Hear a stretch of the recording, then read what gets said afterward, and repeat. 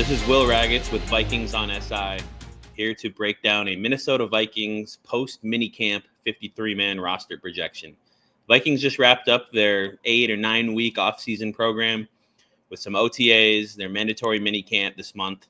I was able to attend 4 of the practices that were open to members of the media. And now with the Vikings breaking for about 6 weeks before training camp starts at the end of July, and really the preparations for the season kick into high gear, it felt like a good time to do a 53-man roster projection to kind of take stock of where things stand at each position on the roster. And this article has been published in written form at Vikings on SI, but wanted to come on here and do kind of a video version as well to get deeper into some of my thoughts at the various positions on the roster and set the stage for what should be a pretty exciting training camp coming up here in a little over a month. And we'll start at quarterback, where J.J. McCarthy is the biggest storyline on the Vikings. He is the person that everybody's going to be watching each day at training camp. I'm sure he'll get some action in the preseason as well, which will be a big deal. And then obviously entrenched as the starter, despite not having played a regular season down in the NFL. So he's the big story. But unlike last year where Sam Darnold was here and McCarthy was maybe pushing him for that QB1 job, and we'd seen McCarthy end up eventually taking some reps with the first team, but not many before he went down with a meniscus injury in the first preseason game. This year, there's no quarterback competition. It's kind of like most of the recent years with Kirk Cousins, where the Vikings have a clearly entrenched QB1. Obviously, McCarthy, unlike Cousins, not experienced, hasn't played yet, but Sam Howell is the backup quarterback. He is not in any sort of remote competition with McCarthy. If anything, he's trying to hold off Brett Rippon for the number 2 quarterback job. I have those 3 guys making the 53-man roster: McCarthy, Howell, and Rippon. And then being cut would be undrafted rookie Max Brosmer out of Minnesota, who I think the Vikings want to keep around. Kevin O'Connell recently said that Brosmer is as smart as any young player he's been around. They're investing into this young quarterback who they see some good things in.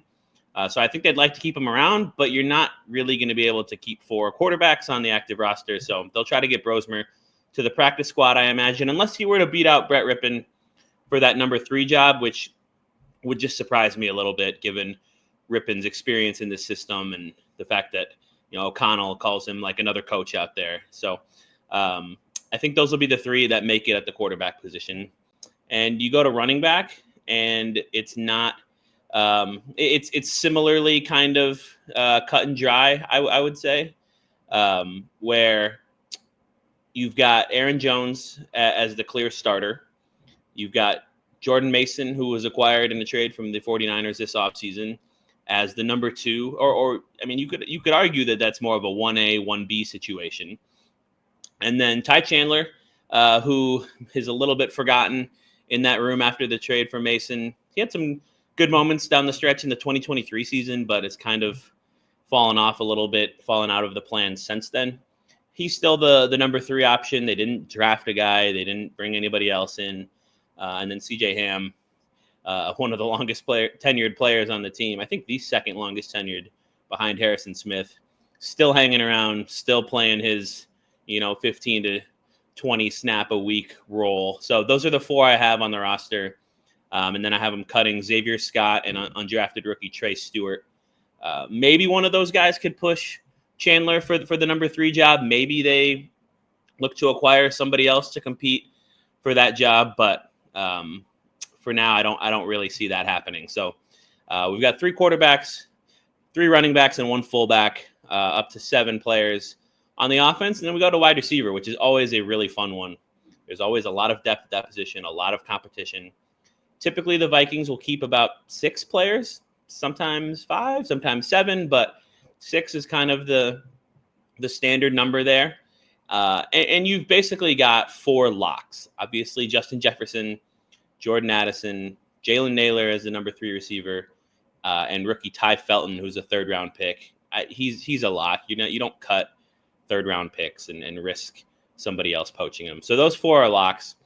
That leaves probably 2 spots up for grabs for any number of competitors, but I think the two guys who would be favored to win that job, and the guys who I have winning those spots, one would be Tim Jones, who is a former Jacksonville Jaguar, who was a very unheralded free agent signing by the Vikings this offseason. He's kind of the Trent Sherfield replacement, as somebody who is experienced and is a good run blocker and can go out and run some routes as a depth receiver if you need him to. He's not necessarily exciting. There's probably a lot of Vikings fans who don't even know who Tim Jones is or that the Vikings signed him. But think of him as the Sherfield replacement. I think he's going to make the team. Big guy. He can run block, which is important. Special teams contributor. And then in that sixth spot, I've got Rondale Moore, who was a little bit more of a ballyhooed signing, to use that term. Moore was a really exciting prospect coming out of Purdue. It was a second-round pick by the Arizona Cardinals, but has struggled with injuries throughout his career, even dating back to college in the NFL. He signed with the Falcons last year and missed the entire season with a torn ACL, which he's still recovering from. He's been working off to the side at Vikings practices, but likely to be ready, if not for the start of training camp, at some point in training camp. So the health is a question there still with Moore until we see it. But when he's on the field, really, really shifty, explosive, athletic player. Could be used as a gadget guy.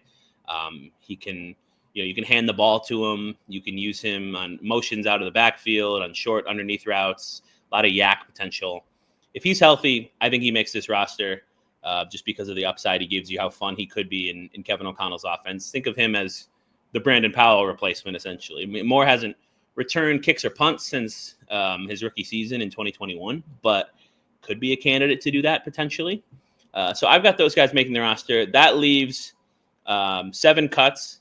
The toughest one for me to cut was Jayshon Jones, who was an undrafted rookie out of Maryland last year. Really, from practices that I've been to, number 82, he's a guy who's been showing up and making some plays. He's got some size. He's got some route running ability, good hands. He looks like kind of a ascending developmental wide receiver under Keenan McCardell. But I don't know that there's enough out there on him. Maybe if he shines in the preseason, that would change. That would make a team want to poach him if the Vikings cut him and try to get him to their practice squad for another year. So I think that's probably what will happen there. Another one that was a little tough to cut is Silas Bolden, who is one of the biggest names, or at least one of the most intriguing names in the Vikings undrafted rookie class this year. Coming out of Texas. I think he started his career at Arizona State. Undersized guy, but a lot of upside as a returner. You can go watch the punt return he had for Texas in the college football playoff this year to see some of the appeal with why the Vikings brought in Silas Bolden. He's also made some catches in practice. So he seems like practice squad lock with a chance to make the team. I mean, there's going to be real competition here. And then you got a couple guys who have been on the practice squad for several years now in Lucky Jackson and Thayer Thomas. I think that the Vikings would love to keep them around in that capacity as well. And then a few other undrafted rookies, Dante Fleming, Robert Lewis, and Miles Price, who I think are pretty major long shots to make the roster at this position. So that's 6 receivers. We're up to 13 players on the offense. Go to tight end, which is another fairly easy one, although there's certainly competition for the third spot. You've got 2 locks in TJ Hawkinson and Josh Oliver. Vikings just extended Oliver. Obviously, we know Hawkinson maybe hasn't 100% lived up to the billing since the Vikings traded for him before the deadline in 2022, but a really good player, an important player, important core piece for the Vikings who, you talk about young quarterbacks using tight ends as the safety blanket. I think Hawkinson will be really important for J.J. McCarthy on those routes over the middle of the field, which are some of the best throws that McCarthy makes. And then, I mentioned Oliver was a great run blocker, got the extension. Basically 3 guys, maybe 4, competing for that third spot. Gavin Bartholomew was drafted in the 6th round out of Pitt this year. He has been hurt to some. We haven't really heard much about it, but he's been working off to the side for the most part in practices that we saw recently.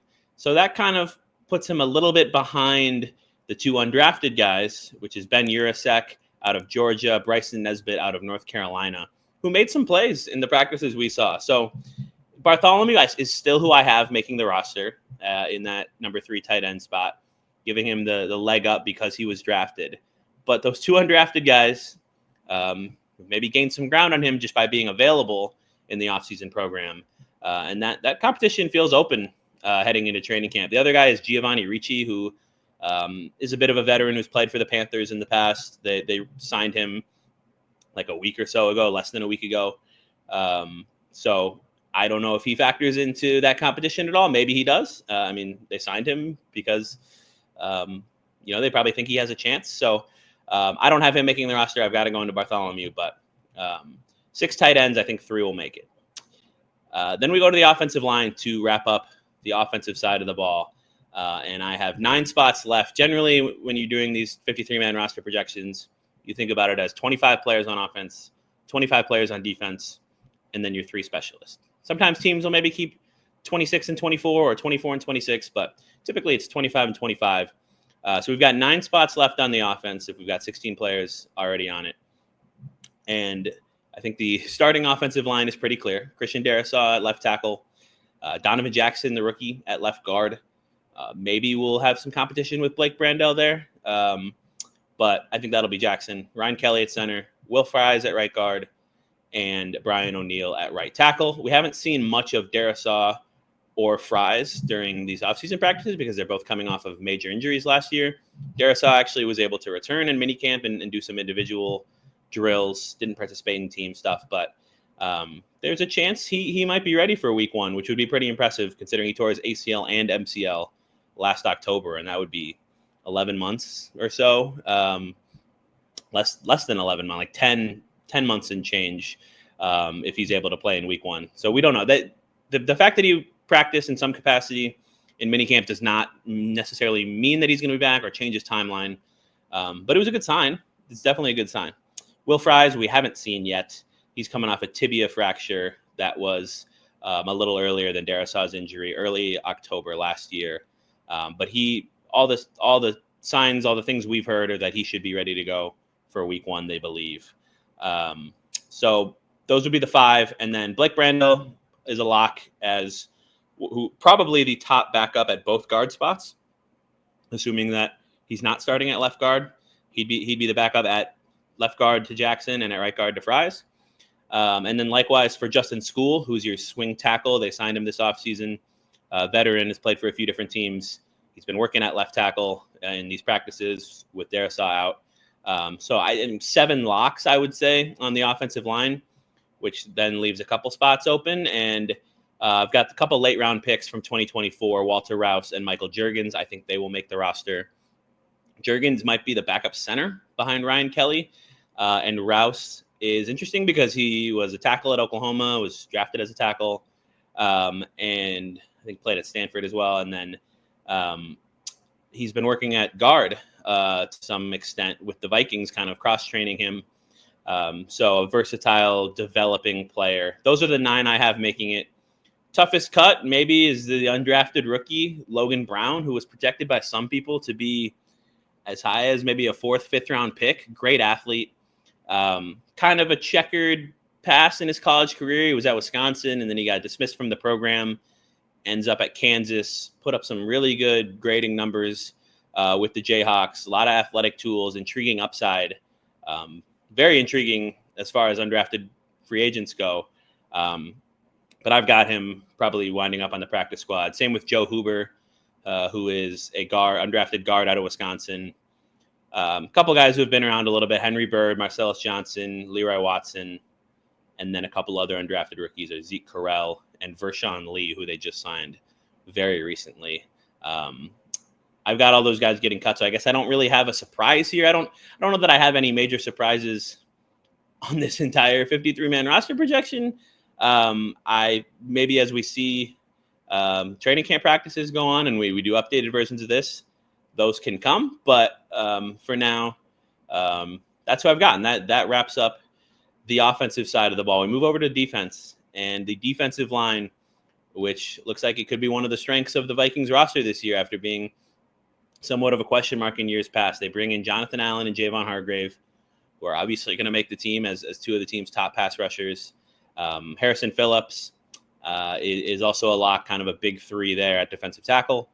And then Jalen Redmond, I have making the roster after he showed some real signs of upside last year, some flashes, had a stretch of 2 or 3 games where he really put some good things on tape. Former UFL guy who's a pretty cool story, a kind of diamond in the rough. And I think that he'll make the roster this year and play a decent amount for the Vikings as a rotational defensive tackle. I've got Tyrion Ingram-Dawkins, 5th-round rookie out of Georgia. He's going to make it. Vikings have spoken really highly about him. They didn't draft very many players this year, and I don't think any of the guys they drafted are going to end up getting cut. Maybe the 2 6th-rounders, Gavin Bartholomew and Kobe King, would be guys who you wouldn't say that their spots are guaranteed, but I think Ingram-Dawkins is pretty close to a lock.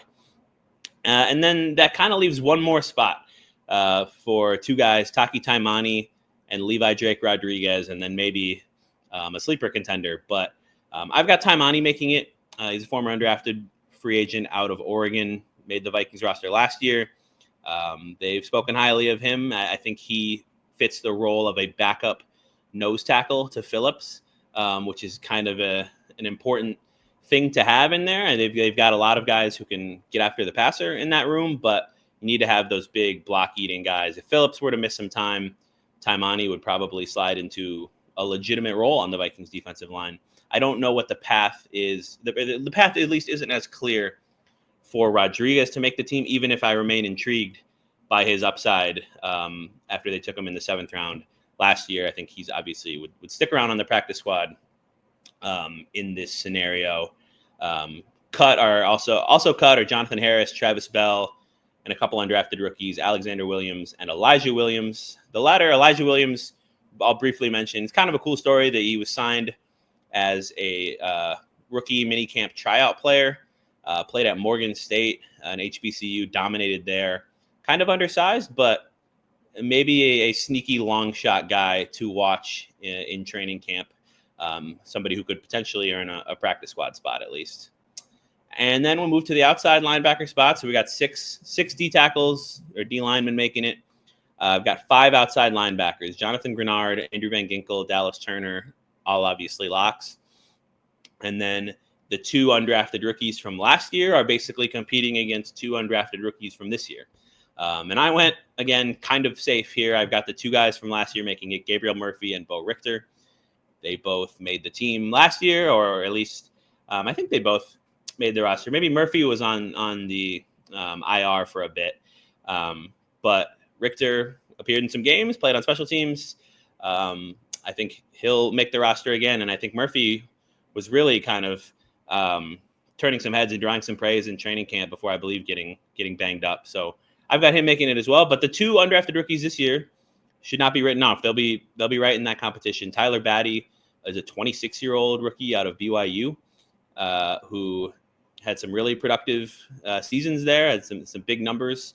Obviously, sometimes you don't know exactly how to weigh that when you're so much older than your competition, but could be a guy who's ready to play right away. And certainly I wouldn't consider Richter or Murphy to be anything resembling locks. They're going to have to hold off these current rookies. The other one is Chaz Chambliss out of Georgia. Seems like a really high motor, high energy level guy. Had some productive years. Was an important part of some good Georgia defenses. Not a huge athlete, which is why he wasn't drafted, but will definitely compete for a spot there as well. But I've got Murphy and Richter making it. So that's 11 guys up front, and then we go to the inside linebackers. I've got 4 making it. Blake Cashman, Ivan Pace Jr. are your starters effectively. Eric Wilson is back, originally a Vikings undrafted guy, a ways back, played a lot in the 2020 season for the Vikings on a pretty bad defense.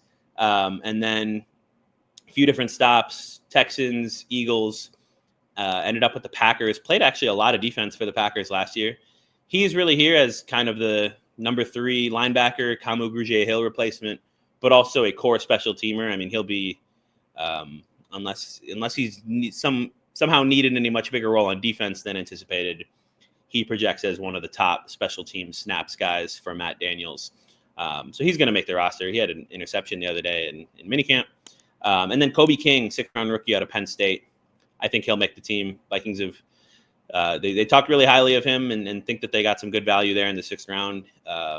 downhill thumper of a run defender, kind of a throwback linebacker in that way. Maybe not the greatest coverage player, but I think they think he has some ability there as well. And we'll have to play on special teams like any 6th-round rookie who wants to make the team. But that's who I've got there. So that gives us 15 kind of front 7 guys, leaves us 10 spots in the secondary. And we'll start at safety, where this is, the fewest cuts here of any position, basically. Well, I guess quarterback as well. But they have 5 safeties on the roster right now, and I think 4 will make it. I think Harrison Smith, Josh Metellus, Theo Jackson, all obviously locks. You could just keep those 3, I suppose, but I think Jay Ward, who is going into his 3rd season, has earned some praise this offseason. Developing guy, seems to be kind of learning a bunch of different positions and roles. At the safety spot, sometimes it takes a little bit. Theo Jackson, after they claimed him off waivers, he kind of bided his time behind the scenes. Josh Metellus, after being drafted in 2020, had a few years just on special teams.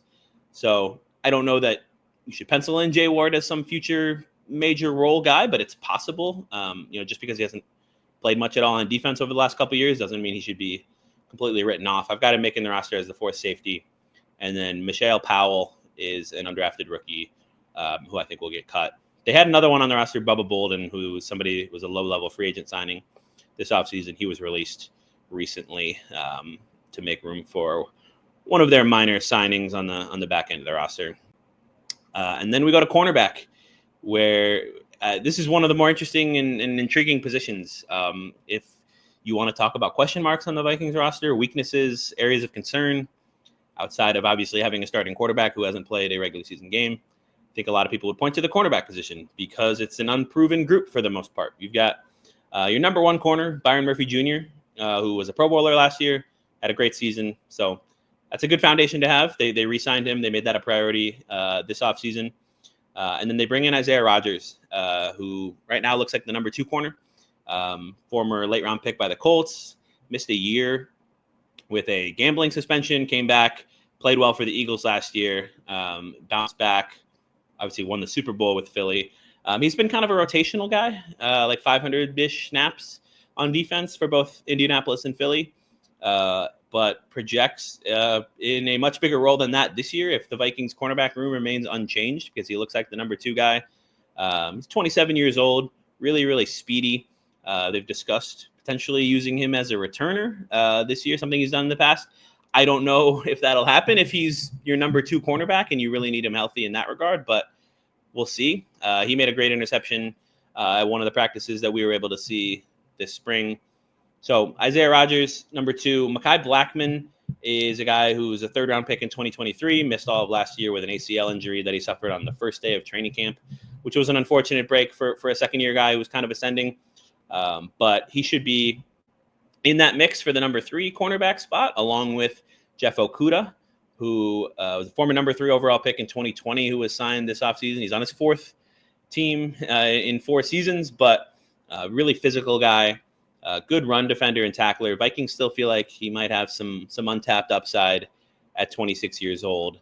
Justin Jefferson has played against him before. He called him a really annoying corner because of his physicality and the way he's able to bump guys at the line of scrimmage. He's struggled to stay healthy. He's struggled to produce when he's been on the field. The PFF coverage grades aren't great, but as of right now, he's very much in the mix to not only make the Vikings roster, but play. We saw him getting a lot of work with the first team defense since Mekhi Blackmon is kind of still in the final stages of recovering from that ACL injury. So those 4 guys will make it. I think Tavier Thomas will make it. He is versatile defensive back, kind of a backup nickel, really experienced special teams guy. So I think he'll make it. And then that leaves me one more spot, which I have going to Dwight McGlothern, who was an undrafted rookie last year out of Arkansas. The Vikings, his nickname is Nudie. I don't know where that came from, but they've spoken kind of highly of him as a behind-the-scenes developing guy. Has some traits, has some size, some coverage ability, speed, all these different things. So I think he makes the roster and continues to develop in kind of a backup role. Number 6 cornerback here on the roster, can play on the outside. But I will say it was tempting for me to make a bold move and put an undrafted rookie from this year's haul on the roster in Zemiah Vaughn, who's a 6'3" cornerback out of Utah. Tons of length, really made some plays and turned some heads during these practices, OTAs, minicamp, when he was playing with the second and third teamers. Had a few different pass breakups. I think he might have had an interception, or at least a dropped interception, a near interception. So intriguing guy to keep an eye on, Zemiah Vaughn out of Utah. I have him as the first cornerback, basically not making the roster here, the 7th guy. But it would not surprise me if he has a big training camp, if he was able to kind of push his way onto the roster. And there'll be a lot of competition at this cornerback spot, because then you've got a few different guys who have played in some regular season games in the past, in Reddy Stewart, former 49ers third-round pick Ambry Thomas, and Khalif Halassi as well. And then Keenan Garber is the other undrafted corner they brought in. So corner and wide receiver are always, two of the positions where there are tons of guys on the roster, offensive line as well. But cornerback and receiver, really fun to watch during training camp. Should be a lot of competition. You get the 7-7s on an 11-on-11 periods, but you also get those 1-on-1s, which are pretty fun to watch. So that basically wraps it up. Well, we've got our 50 on offense and defense, and then we shouldn't forget about the specialists. I've got Will Reichard, Ryan Wright, Andrew DePaula, the incumbent group of specialists, that trio. I've got them all making it again. The only one who currently has competition on the roster is Wright, in the form of undrafted Auburn punter Oscar Chapman, who is from Australia. He's technically the 91st man on the Vikings roster because he's part of the International Player Pathway Program. So there's a roster exemption to get another guy on the 90. He's number 91. And I think he has a chance to make it, given that Ryan Wright hasn't been super consistent as a Vikings punter over the last couple of years. I didn't really see anything from Chapman this spring. We didn't really get to evaluate the punters at all, but there'll be a punting competition in training camp. So we'll see if Mr. Chapman has a chance to make it. But yeah, those are the 53. As a reminder, if you want to go see all those names in article form and read my little blurbs, you can go check that out at Vikings on SI, si.com/NFL/Vikings. And yeah, it's a little bit of a dead time in Vikings land moving forward, but we're going to keep pumping out content, analyzing the team, any rumors that come up. Will they add another cornerback potentially?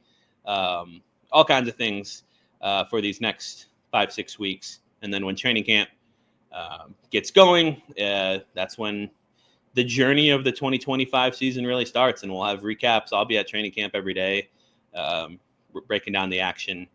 And we'll have full coverage all season long of this really exciting, really intriguing Minnesota Vikings team. So thanks for watching, everybody. Make sure subscribe to the channel, hit the notifications button so you don't miss our videos. And we appreciate it.